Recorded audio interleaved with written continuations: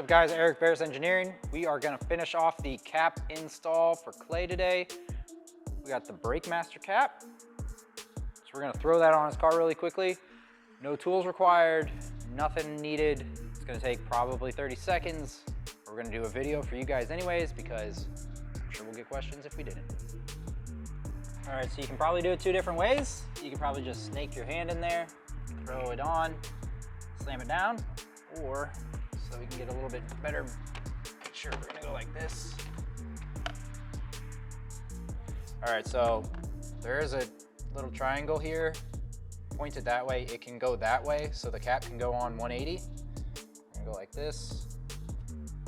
And I'm gonna try and get my hand in there, I don't know. You can also take the cap off. As you can see, we have little tangs. Those hold on to the cap, and then this is part of the aluminum. The aluminum becomes part of that cap.